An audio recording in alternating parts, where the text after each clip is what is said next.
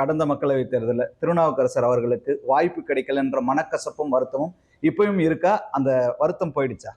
இல்லை, மனக்கசப்புன்னு இல்லை, வருத்தம் இல்லாமல் இருக்குமா? இன்ட்ரோடியூஸ் பண்ணும்போது சொன்னீங்க இந்தியாவிலேயே அதிகமாக ஓட்டு வாங்கினாருலாம் சொல்லிட்டு இருந்தீங்க. 4,50,60,000 ஓட்டில் வெற்றி பெற்ற தொகுதி. அந்த தொகுதி என்ன காரணத்தாலோ அது இன்னொரு கூட்டணி கட்சிக்கு கொடுக்கப்பட்டு விட்டது. அந்த கூட்டணி கட்சி இங்கே தான் நிற்கணும்னு இல்லை, இங்கே நிற்கலாம். ஆனால் இங்கே கேட்டாங்க, அவங்களுக்கு கொடுத்துட்டாங்க, அந்த அடிப்படையில் நின்றுட்டாங்க. சரி, கூட்டணி கட்சிக்கு நான் நின்ன தொகுதி போயிடுச்சு. காங்கிரஸ் வாங்கின தொகுதியில் ஏதாவது ஒரு தொகுதியை கொடுத்துருக்கலாம், அதுவும் எனக்கு கிடைக்கல. இது வருத்தம் இல்லாமல் எப்படி இருக்கும்? அது வருத்தம் இருக்க தான் செய்யும்.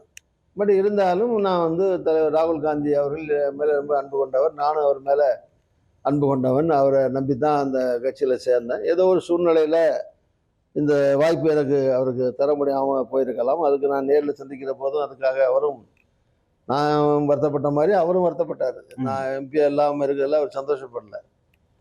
அவரை நம்புகிறேன். அந்த கட்சியில் என்னுடைய பயணம் தொடர்கிறது. என்னுடைய மகன் காங்கிரஸில் எம்எல்ஏ இருக்காப்புல. இப்போ திருப்பி எம்எல்ஏ தொகுதி, அதே தொகுதியில் இப்போ சேட்டு கேட்பார். நான் கூட்டணியில் பேசி முடிவு செய்து அங்கே போட்டி போடுறதுக்கான வாய்ப்புகள் இருக்குது. ஸோ அதனால் அரசியலில் ஏற்ற இறக்கம்